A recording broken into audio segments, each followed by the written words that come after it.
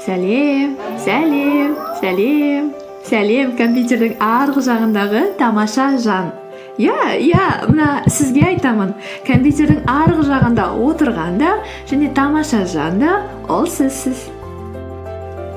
Таныс болайық, менің есімім Талшын. Талшын. Мен қазақ тілінде тамаша жыл The Beaker атты подкаст, яғни аудиоблог жүргіземін.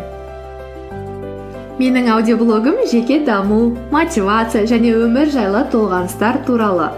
Аудиоблогты аптасына 3 рет шығарамын. Орташа ұзақтығы 5 минут қана. Аудионы тыңдау өте ыңғайлы, себебі сізге маған қарап отырудың керегі жоқ.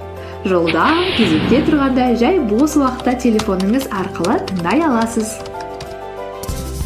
Өмір